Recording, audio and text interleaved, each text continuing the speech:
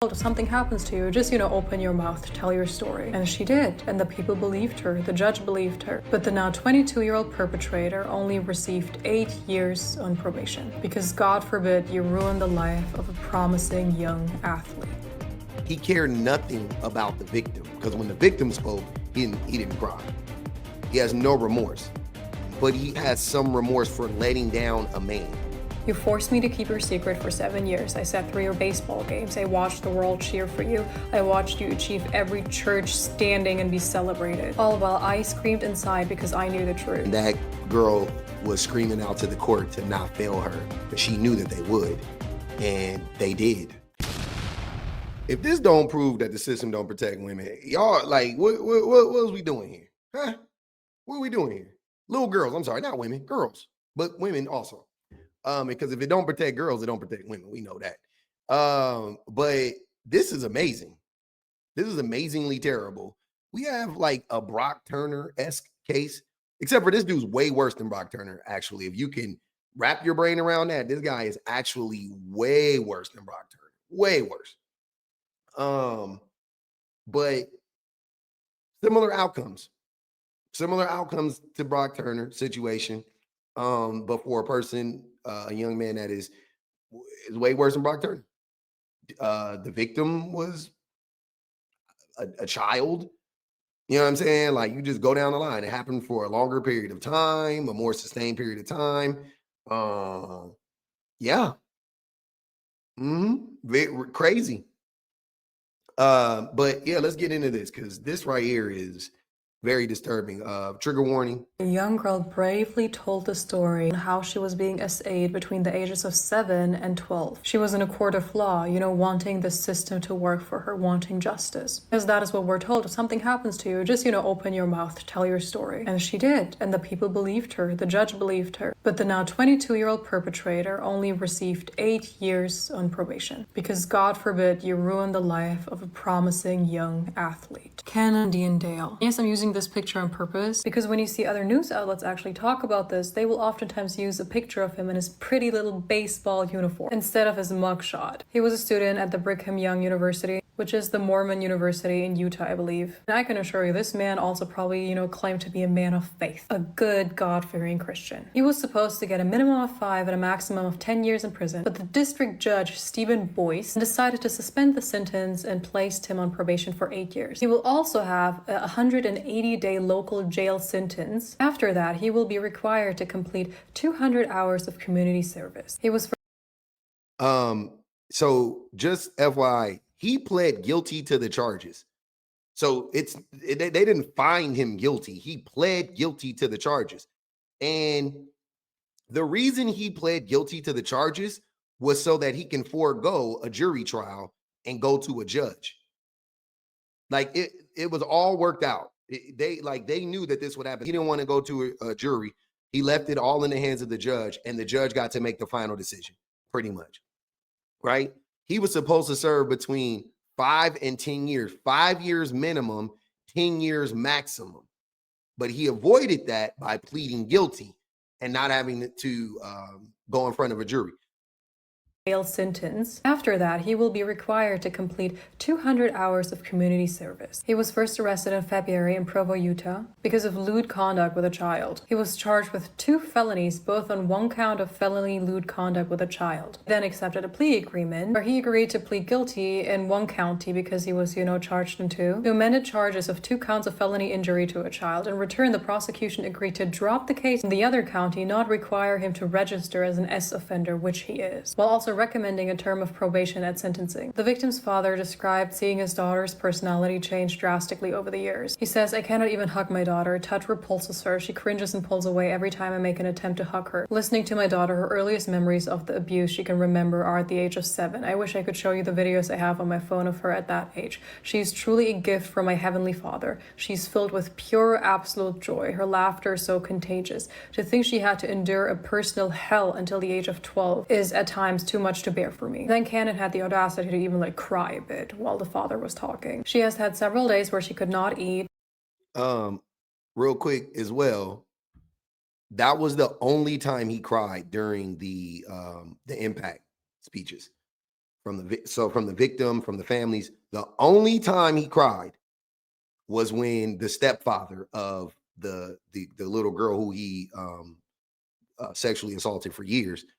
That's the only time he cried was when the stepfather was speaking. I don't know the significance of that in my mind. I interpret that the way that I interpret that is he cared nothing about the victim, because when the victim spoke, he didn't cry. He has no remorse, but for the victim, but he, I guess, has some remorse for letting down a man. That's what I, you know what I'm saying? Like, that's what I got from that, which is like, that could be a stretch. I don't know, but that's what I got from that. I was like, why would you cry? Just like, cry on everything. You know what I'm saying? Like, I understand crying. I'm not saying like, why would you cry at all? But I'm saying like, why would that be the one thing to make you cry? Not her talking about what you did to her. That's not the thing that made you cry. Him talking about how you let him down. The stepfather said that he was a disappointment. He was shocked and he couldn't believe it. And that's when he started to cry. So that's what I got from that. But that could just be me. And had the audacity to even like cry a bit while the father was talking. She has had several days where she could not eat. She has lost many nights of sleep and has thrown up so many days and nights because of this trauma. I often find her in my arms, sobbing uncontrollably, asking why this had to happen. The victim's mother says she suffered excruciating stomach aches for much of her childhood. Many nights were spent in pain and vomiting. This would come and go and was a constant issue. She missed so much school. My dad told me she looked like she had cancer. This was a child's body crying out from trauma. I can hardly get out of bed each day. I asked if somebody was hurting her. She wasn't safe enough to tell me. I live every day with the devastation of not recognizing what he was doing to her. The victim herself said, my earliest memory of the abuse is at 7 years old, but I know he was touching me before that. Almost every time we were together, Cannon was touching me under my clothes. Some memories are so damaging because it was me holding in cries of pain while Cannon was pleasured. I was just 11 years old when he covered my mouth because he didn't want the family close by to know what he was doing. Every single day since I was 7, he has made me hate myself. I wake up every morning and have to give myself a reason to stay here. I want him to know that many days I have felt like I would have rather he ended my life than for 7-year-old me to have to live through all those years of what he did to me. You forced me to keep your secret for 7 years. I sat through your baseball games. I watched the world cheer for you. I watched you achieve every church standing and be celebrated. All while I screamed inside because I knew the truth. She then told the court, I need you to know that if he gets off today, I will wonder for the rest of my life why I ever put myself and my family through this. Please don't take away the only part of this that gives me a sense of peace. And that is exactly what the court did. They gave her abuser probation. He abused a kid for 7 years. Mind you, this girl is still 15. She is not even an adult yet. But you know another thing, that Cannon received a lot of letters of support for him. Where people, and I can assure you, people of his, God-fearing church, we're talking about what a great guy, what a great athlete he is. They shouldn't, ruin his life over a simple little mistake that could happen to anybody. Don't listen to a sinful little girl that likes to ruin a man's reputation. His defense attorney was like, many of these incidents happened when Candon himself was not even 18 yet, completely ignoring the fact that the things that he was being sentenced for happened after he was 18. Also, me, just like every other person above the age of 18, has been a minor. Guess what urge I never had as a minor? That is not just a simple little silly mistake you make as a kid. This victim literally begged the court not to fail her, and that is exactly what they did. He abused a little girl for almost most of her life, and he got a slap on the wrist. I can't even begin to process all the like what happened to that small child, being sick, you know what I'm saying, because you're being traumatized, brutally being traumatized, and assaulted daily, or however often it was happening, is crazy. Like I literally, I can't, the only thing that comes to my mind is like blind rage. You know what I mean? Because if that happened to me, I would be enraged. And if it happened to somebody I knew and I was, what I'm saying, while I was aware of it, that it was happening, I would be enraged. So either way, but that that is just that is really like disturbing, very disturbing to say the least. Um, and he got off. To me, he got off. Like, I don't know. He got 180 days in jail. That was it. 6 months in jail, 8 years of probation. If he goes to jail again, if he violates his probation, he could get he would have to serve his 5 to 10 year sentence. That's how that works. And girl was screaming out to the court to not fail her because she knew that they would. And they did. They didn't care. They spat in her face. They spat in her fucking face. Let's read what the lawyer said. This is his lawyer, Camden's lawyer. Blake acknowledged that Dale completed a polygraph test that indicated he was telling the truth when he claimed he did not sexually abuse the victim, but noted that he did admit to the crime by pleading guilty. And the reason why I wanted to highlight that part is because it just goes to show you that the polygraph is bullshit. Like either way, the polygraph is bullshit. And that's why it's inadmissible in court. Like polygraphs are stupid as fuck, if you ask me. Either way. This man passed the polygraph test, but pleaded guilty, and he fucking did it without a doubt. He did it. That's crazy. So he passed the polygraph but is guilty. So right off the bat, I was like, whoa, that's crazy. But anyways, Dale's lawyer, Dale's defense attorney, Curtis Smith, argued that his client should only receive 3 years of probation. So he got 8 years of probation. The lawyer's trying to get less than that, right? Less than the 8 years. He served 180 days, or he's going to serve 180 days in prison, in jail, and get 8 years of probation. And he's trying to get less than that for his client. That's crazy. And no more than 30 days of local jail time, stating that many of the sexual assault allegations reportedly happened when Dale was a minor, even though the incidents he was being sentenced for happened when he was 18. I want to read that again because that lawyer is full of fucking shit, and his lawyer is a part of the problem. There is a way you can be a defense attorney in this case and not say sick shit like this. So again, Dale's defense attorney, Curtis Smith, argued that his client should only receive 3 years of probation and no more than 30 days of local jail time, stating that many of the sexual assault allegations reportedly happened when Dale was a minor, even though the incidents he was being sentenced for happened when he was 18. He was an adult, legally, I mean, right? I know he was a child, technically 18 years old, don't get me wrong, but he was legally an adult. So by the law, and you're a lawyer, by the law, he was legally an adult. And you were sitting here saying that the majority of the things happened prior to him being an adult. But the reality is it doesn't matter, because the things that he did after he turned 18 was enough to warrant the 5 to 10 year sentence, right? Blake, the lawyer, goes on to say, there has been nothing in this case that has been done without the goal of looking to try to do this within the system in the best way for the victim's primary and secondary, so that my client could take responsibility for what he did, said Smith. Absolutely the fuck not. I don't know how any of this played out in that way. That would show that. That's crazy.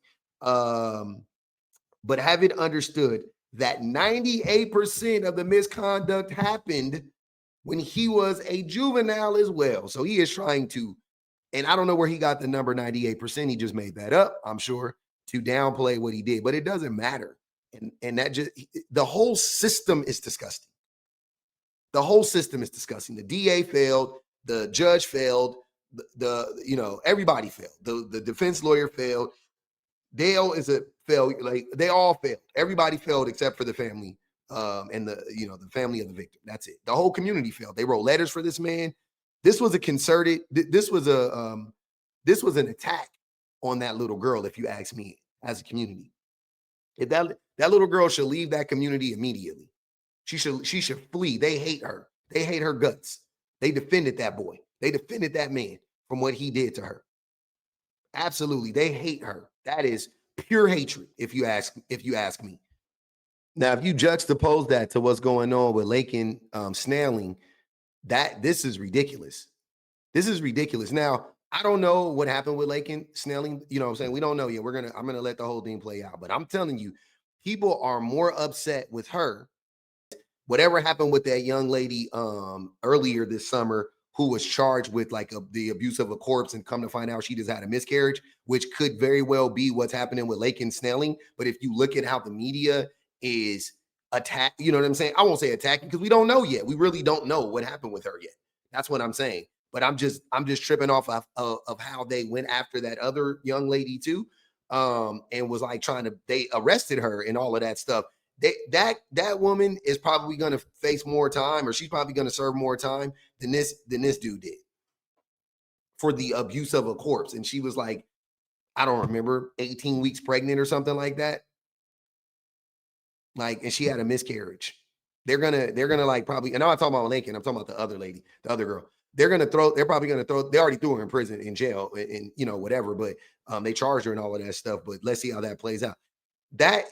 That's what I'm saying. Like, you can't tell me that there isn't a concerted effort to attack women and little girls. You cannot tell me that. It doesn't. I'm not an idiot. I'm watching it happen in 4K at every single turn. And this is why I don't listen to men talking about false accusations and all of that bullshit, because I promise you that this girl who just was like a great disservice was done to by letting her abuser off. She is going and has been punished 1,000 times more than any man that has been accused of sexual assault has ever been. Men often say that accusations of sexual assault often ruin their lives. A couple of days ago, I put out a survey to verify how accurate that really is, and I asked men who were accused of sexual assault to describe their experiences. 360 men responded to my survey, and of the 360 men, 47 of them have been accused at some point in their life of either sexual assault or rape. So that means 13% of men who took my survey have been accused at some point in their life. 29% of respondents said that they were questioned by police due to the allegation. 10% of the respondents said that there was a trial for the allegation. And very unshockingly, only 4% of the respondents who had been accused of sexual assault or rape was convicted guilty in a court of law. Unshockingly, it seems to be relatively rare to face legal repercussions for being accused of sexual assault. We're going to move on to the social repercussions. 12% of the men said that they were either suspended or expelled from a university or college due to the allegation. 14% of the men said that they were fired from a job due to the allegation. 27% of the respondents said that they lost a connection with a close family member due to the allegation. And 21% of the respondents said that they were diagnosed by a medical professional with a mental health disorder as the result of the allegation. This survey was a self-reported survey, meaning that the men could have over-exaggerated or lied on the survey to skew the statistics in their favor. And I'm sure a couple of men did do that. And even with the couple of men who probably still did that, look at the numbers again. The numbers show that allegations of sexual assault are not on mass scale ruining men's lives. So the question is, if men are self-reporting on surveys that false allegations are not having a major impact on their life, why do you guys go around stating that they have a major impact on people's lives? And of course, most unshockingly of all, there were men on my survey who anonymously admitted to sexually assaulting and or raping women. We'll put those up on the screen right now. Pause to read. Begged my wife until she gave in, forcing her. This one says, fooling around consensually, but after a while, she got rather still, didn't know how to tell me to stop, and I misjudged the situation, felt like she was just letting herself go and rather wanted to be on the receiving end. No penetration, but still. She told me days later that that was what she felt like. I felt horrible after. She didn't say I raped her, but she did say kind of felt like that, which to me is the same, to be honest. There was years ago, we did not stay together, but a very close friend to this day. But that failure, that stain never leaves me. I mean, at least this person has somewhat of a conscience. Okay. Most of these dudes never have a conscience. My best friend in high school and I were hanging out one day, and because of us being close, I believed it was okay to grab her ass and boobs and slap her ass during lunch and played the fire truck game in the cafeteria with some of my buddies and her. Apparently, it wasn't. Hmm. Apparently, huh? I also wanted to get a grasp on how men view consent and their beliefs on consent. 66 men who took this survey said they either did not know or did not believe if coercion was rape. And 22 men who took this survey said that they believe that drunk women can consent to sex. Although this survey had its flaws, it still showed me exactly what I thought it would, and that's that allegations of sexual assault do not automatically ruin a man's life. In fact, it is rare for it to ruin a man's life. To answer her question, the reason why men keep saying that it does is to deter women from coming forward and children from coming forward. That's the whole reason. But at the end of the day, you can see why, even when, I mean, you could see why men, women and children don't want to come forward, because even when they do, the shit that happened with Dale happens, where the man gets like a slap on the wrist. So they're damned if they do and they're damned if they don't. If they don't come forward, as a society, we blame them. We say, "Oh, you guys should have said something. Why didn't you say something sooner?" If they do come forward, then they don't get justice. It's a lose-lose. It's a lose-lose-lose. But there you have it. Women and children, little girls, little and women are not protected at all by the system. Not protected at all. And it's getting even scarier for them.